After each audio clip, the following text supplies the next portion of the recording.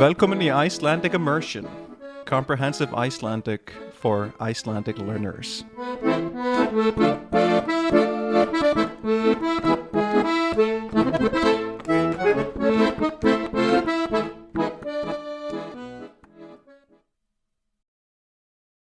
Góðan dag og vertu velkomin í þátt númer 83 af þessu hlaðvarpi.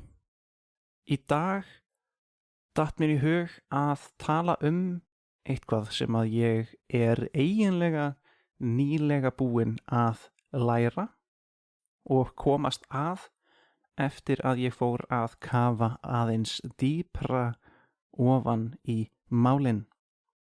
En það eru sem sagt ákveðnar skondnar staðreyndir það hvernig mál hefur þróast og mögulega gert það af ákveðnum eða mjög ákveðnum ástæðum og jafnvel út af ákveðnum aðilum eins og einstaklingum.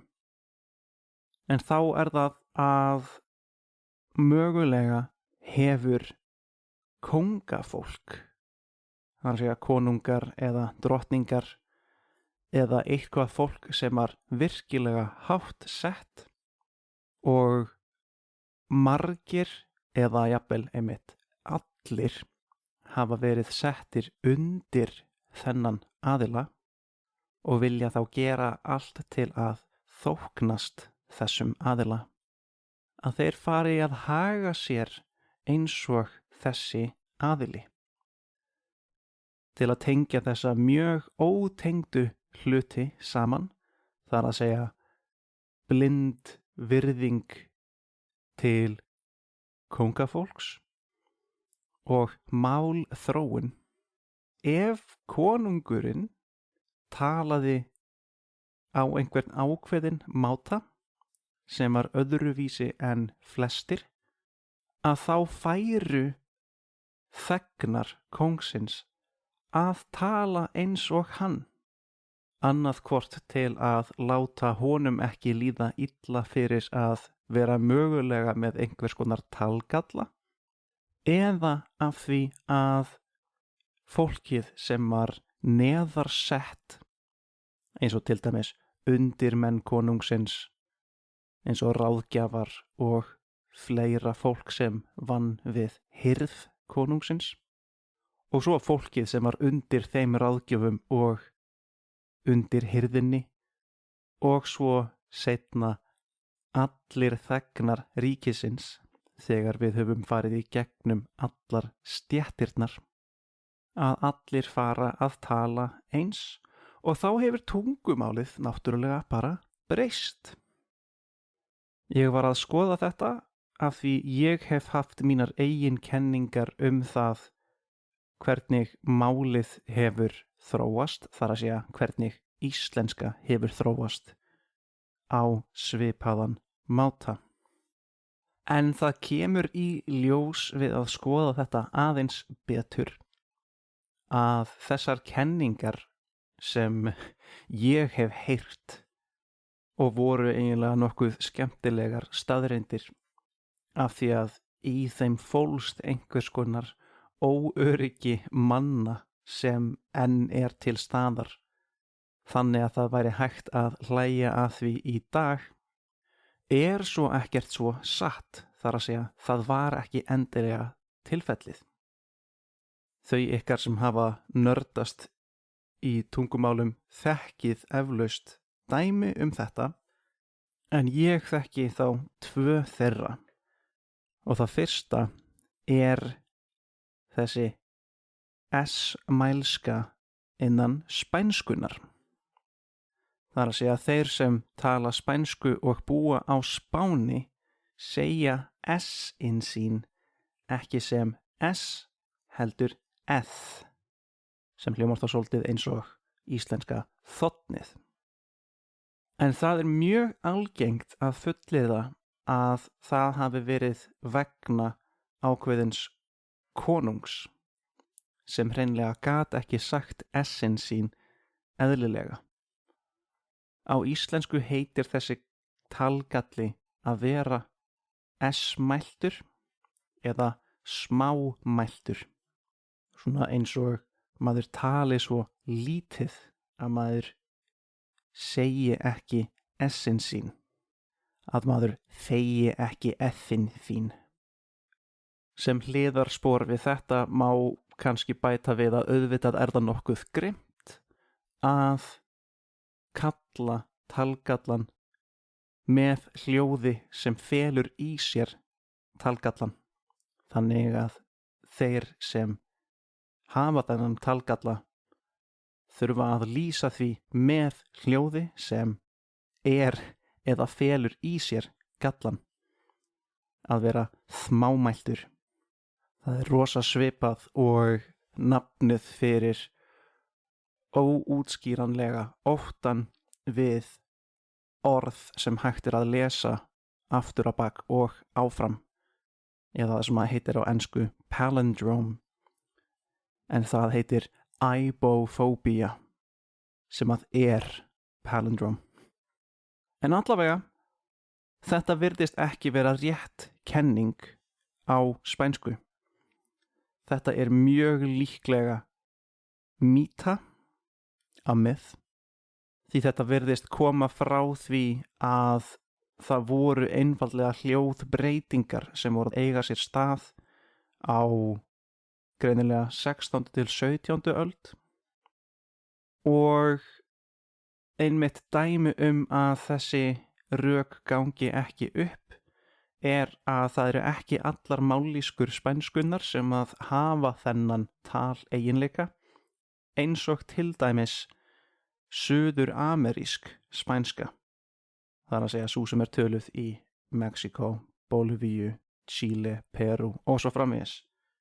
Og það gengur ekki saman þá með þessari kenningu að þetta hafi verið þessi staki konungur á þessum tíma sem að hrinti þessari breytingu af stað. Og svo segir hérna dönskuna að samhljóðar á dönsku hafi mýkst með tímanum. Það þó til dæmis eins og að bókstafurinn D ekki alltaf talaður sem D, heldur getur verið sem þá eins og íslenska eðið. En á dönsku það ekki sérstakur bókstafur sem búinn til fyrir þetta mjúka D hljóð. En Danir kalla þetta mjúkt D. Það nokkuð típísk málþróun. Það eru fleiri mál og fleiri samfélög sem hafa lent í þessu að hljóðin mýkist með tímanum. En það þá ekki út af einhverjum beinum talgalla. Þó virðist það hafa verið þannig að hástéttirnar hafi haft áhrif á framburð málsins með einum eða öðrum hætti, svona eins og ég var að lýsa áðan, en það full langt gengið víst að segja að það hafi verið vegna einhverja talgalla. Þannig að þessi hálffyndna kenning að allir hafi farið að herma eftir kónginum stenst ekki alveg. Og svo eitthvað sem ég vissi ekki, en auðvitað meikar það sens þegar maður pælir í því eða maður verður svo klár eftir á að maður segir við sig, jú, auðvitað það rétt. Að það að franska R-ið hefur ekki alltaf verið talað á þann máta eða sagt á þann máta sem það sagt í dag. Franska R-ið var sagt rúllandi. Svona eins og ég að segja mín R, þar sem ég rúlla tungunni fremst í munnunum nálægt framtönnunum. En kenningin segir að það hafi verið hástéttarfólk í París sem byrjaði að færa R-ið aftur í hálsinn. Það sem þau segja rö. Ég trúi því eiginlega ekki að mér hafi tekist að segja þetta hljóð. Ég mjög lélegur í því, en það gekk núna. En það finnast ekki neinar sannanir fyrir því að þetta hafi gerst vegna einhverja talgalla. En það þykir þó sennilegt að þarna hafi verið svipað og ég var að tala með dönskuna, að fína fólkið hafið breytt því aðeins hvernig það tali og að það hafi svo farið niður stéttirnar í samfélaginu. En ekki endilega vegna þess að það var einhver sem kunni ekki að tala rétt. Þannig að þetta farið að vera mynstur. Það ekki beint að það hafi verið ákveðin aðileg sem kunni ekki að tala, kannski fór hann hreinlega að tala öðruvísi og aðrir fara að apa eftir því eða fleiri taka þennan vana upp. Hérna ég að sjá enn annað dæmi þetta sem að í ensku, sem að sleppa því að bera fram R. Þannig að orð eins og car breytist í ka. En þetta þróast með hástéttunum á 18. öld í London. Og fína fólkið hljómaði svona. Þannig ef þú vildir hljóma fínni, þá kannski talaður svona, frekar en að segja car með R-hljóðinu. Það sem dregur þetta saman, samkvæmt allavega málfræðingum, að svona hljóð breytast þegar það virðist vera léttara að bera hljóðin fram. Það nær ennþá að vera skýrt hvað það sem þú ert að segja og meina, þó að hljóðið sé aðeins öðruvísi, og kannski vegna þess að það einhver innblástur frá hærri stéttum.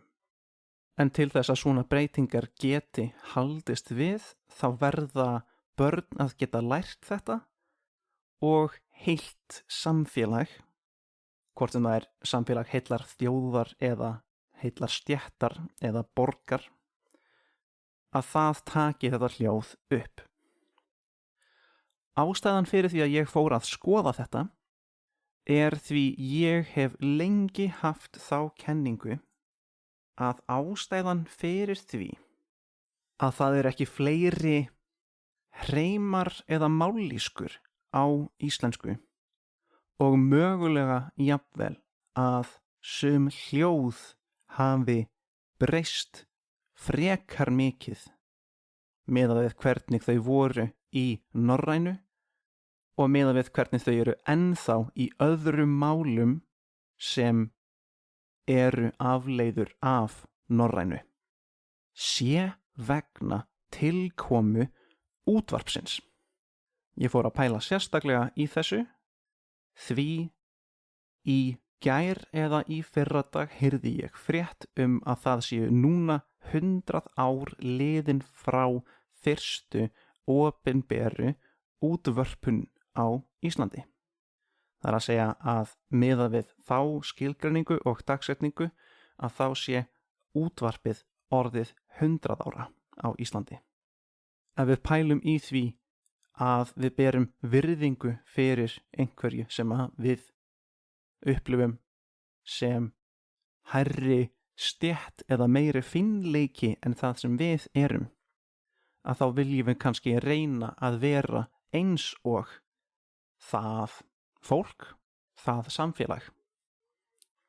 Þetta svona eiginlega stéttarbundna óöryggi, að við viljum alltaf vera aðeins fínni eða flottari en við þegar erum eða en við upplifum okkur. Nágranni minn á þetta flottan bíl, þá þarf ég líka að eiga flottan bíl. Óöryggi sem hefur greinilega fylgt manninum mjög lengi, allavega það lengi að eitt af boðorðunum 10 sé einmitt þetta. En kenningin var þá sú, það að segja mín kenning, var að mállýskur hafa verið til út allt land, enda meikar ekkert annað sens en að það þróist mállýskur í jafnmiklu dreifbýli og Ísland er.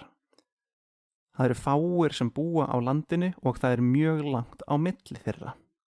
Og svo kemur útvarpið og allir fara að hlusta á fína málið sem fólkið í Reykjavík talar og að fólk fari þá að herma meir eftir því eða tala meir eins og hvernig útvarpið talaði inni í stofum fólks. Mér finnst þetta rosa góð kenning af því það er alveg hægt að ímynda sér að það gangi upp eða að það sé tilfellið. Hún byggir á mörgum rökum sem ganga upp saman. En alveg eins og öll þessi önnur dæmi sem ég var að taka önnur mál sem að hafa þetta sem hluta af sinni málsögu, þá er það ekki endilega fyllilega rétt. Sannleikurinn er aðeins annar. Það sem ég hef þá letið framhjá er að þó Ísland hafi verið í miklu dreifbýli og verið fámenn lengi, að þá mætast menn mjög oft og hafa gert í mjög langan tíma og þá sérstaklega í gegnum alþingi.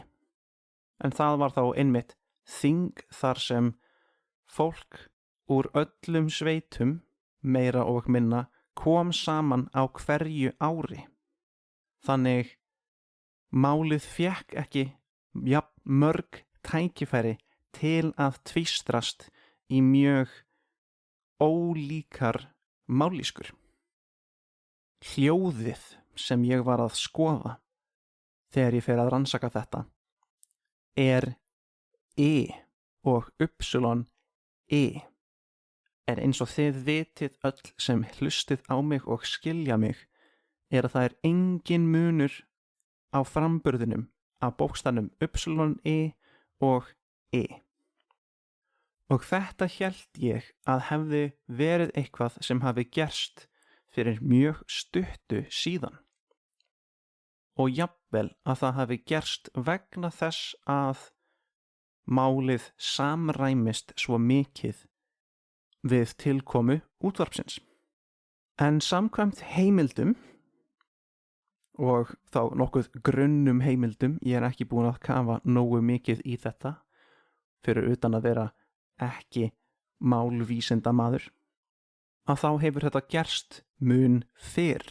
Það er að segja að hljóðið breyttist frá því að vera aðskildu hljóðin U og og varð í rauninni að sama hljóði, að bæði hljóma eins og En það felst þá á sömu rök og öll þessi önnur dæmi sem ég nefndi. Hljóðið breyttist af því það var einfaldara að segja hljóðið. Það er ennþá skýrt hvað það er sem þú ert að tala og það verður ekki til misskilningur í því hvort þú sért að segja hljóðið með U eða Börn geta lært þetta og skilið og allt samfélagið hefur ákveðið að gerast sammála þetta. Þannig að þetta er greinilega hljóð sem samkvæmt einhverjum rannsóknum hefur breyst á 12. til 13. öld en ekki á 20. öld eins og mig grunaði, eða þar að segja 19. og 20. öld. Þannig já, þetta er eitthvað sem ég hef verið að taka til í hausnum á mér og ég vona að þetta hafi frætt ykkur líka eða mögulega gagnast ykkur. En ég ætla þá ekki að hafa þennan þátt lengri í dag. Ef þú hefur náð svona langt inn í þáttinn, þá þakka ég þér fyrir að hlusta og þangað til næst. Takk og bless. Hello again, it's me. Now in the wrong language, I just wanted to let you know that if you're interested in seeing a transcription of this episode that you just listened to, or any of the other episodes, then that's available to you through my Patreon page. That's gonna be within the Linktree link that you're going to see in the description of this episode. So if you're interested in finding the Patreon page, the Facebook page of the show, or even my teaching page on italki, then all of that's going to be found underneath that little umbrella that is the Linktree link there. So don't be shy, click away. Thanks again for listening, and hope you'll come again. All right, take care.